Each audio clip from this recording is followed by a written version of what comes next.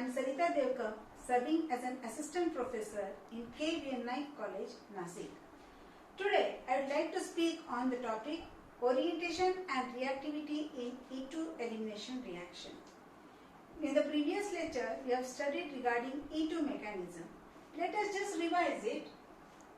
The substrate, when it reacts with the base abstracts the proton followed by pi bond formation, and there is breaking of the C leaving group, and all these steps takes place in a conservative state. So this transition state is the intermediate state leading to formation of the product. Depending on the type of the beta hydrogen atoms, you get the different types of products. So over here there are two different types of beta hydrogen. So we are getting two different products, that is Sedgwick product and the Hofmann product. Why is it called as Sedgwick product? Because the Sedgwick rule states that more substituted alkene is the major product. Over here there is this alkene is tri-substituted, whereas in case of Hofmann this product is mono-substituted alkene. Now, in order to justify why in a reaction Sedgwick product is the major product, certain factors were considered. The first factor was with respect to stability of alkenes. How did they go for the stability? The first experiment was carried out was heat of hydrogenation. What do you mean by heat of hydrogenation? Heat of hydrogenation indicates that the amount of heat liberated when a carbon-carbon double bond undergoes hydrogenation. So different alkenes were considered, that is mono-substituted alkene.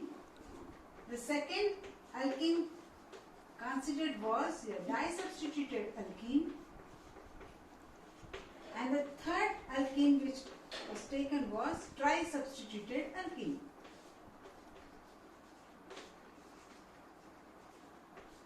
And heat of hydrogenation is carried out. The amount of heat liberated for the mono-substituted alkene was 30.8 kilocalories, while that for di-substituted was 28.7 kilocalories, and for tri-substituted alkene it was 26.7 kilocalories. Now this experiment proves that the more substituted alkene leads to liberation of least amount of energy, which indicates that this is the most stable alkene. So this was the first factor, which was the first experiment which was carried out, and second factor which was observed was hyperconjugation. What do you mean by hyperconjugation? It is the delocalization of sigma electrons. It is just a modification of the resonance. Over here, in case of the first alkene, that is mono-substituted alkene, if you check, there is delocalization of the sigma electrons of C alpha H, and likewise there are 3 hydrogen atoms at alpha carbon, so giving you 3 hyperconjugative structures. In case of the second one, you have 6 C alpha H hydrogen atoms giving you 6 hyperconjugative structures, and in case of third one, you have 9 alpha hydrogen atoms giving you 9 hyperconjugative structures. And similar to that of resonance, greater the number of hyperconjugated structures, greater is the stability of that alkene. And that's why the more substituted alkene will be the stable product, that is because it has got 9 hyperconjugative structure. Now, the second factor which was observed was lower energy of activation. So, the second experiment which was carried out was with respect to 2-bromobutene.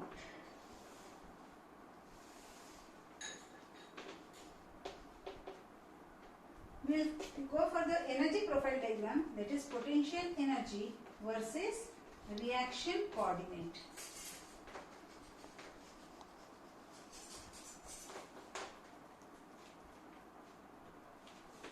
Let us take this as a reactant. 2-bromo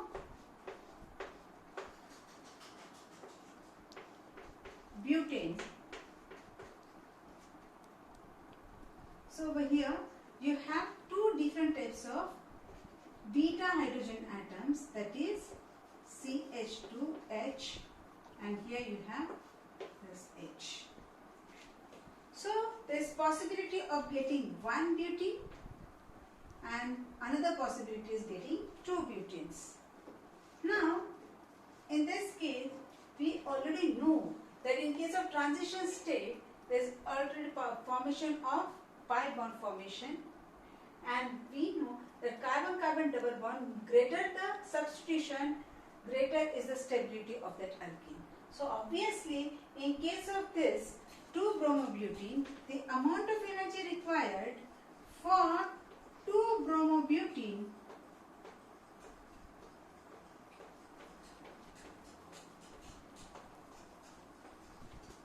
will be this, whereas for 1-bromobutene the amount of energy required will be in this fashion. That is, this is a transition state for 2-butene and this is the transition state for 1-butene, and this is called as energy of activation.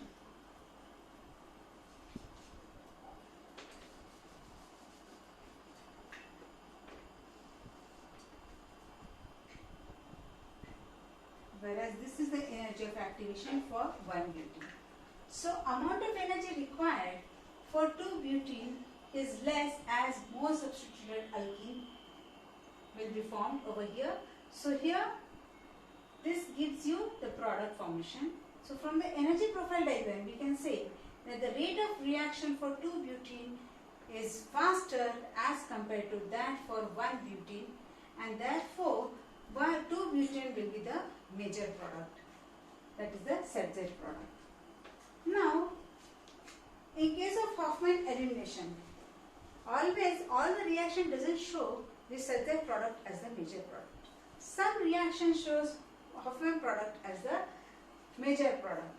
So what are the factors which we are supposed to study to find out whether the reaction undergoes Hofmann elimination or a Z elimination? So two factors were considered. The first one was nature of living group, where an experiment was carried out with respect to varying living groups, and the Z product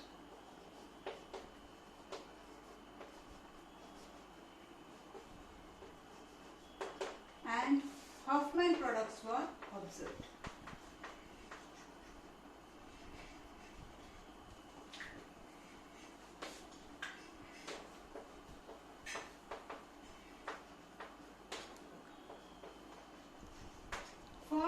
Different living groups. So first the experiment was carried out with respect to bromine. The Z product observed was in the ratio of 80:20. Then they went for a slightly larger living group, that is OTS, and it was observed that the Z product was reduced to 60%, whereas that of this was increased by 40%. Likewise, they again went for a sulfonium living group, and the reaction observed was 30:70.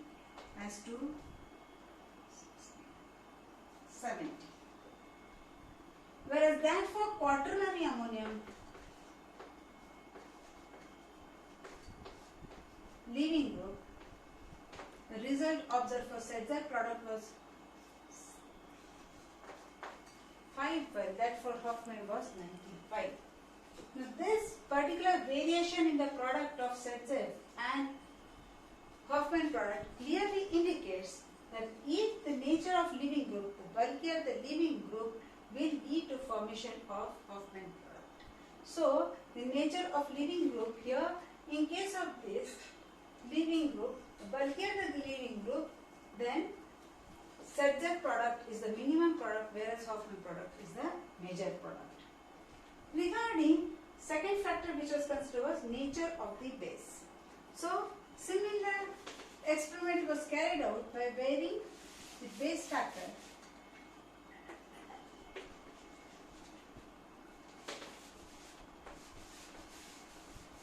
and on considering the smaller base, that is eth oxide as a base, you get 80% of ZZ product and 20% of the Hofmann product. If tertiary butte oxide was considered, that is the size of the base was increased, we saw that it varied to 70%. This indicates that as the base size increases, the Hofmann product predominates over ZZ product. Now, why is it so? We know that in case of transition state, if the base is increased, then to get a transition state, it becomes highly crowded, and therefore the steric interaction between the alkyl substituent and the base over here. That's why the base will not approach from inside, but is preferred to go from the outside, leading to the Hofmann elimination or less substituted alkene as the major product.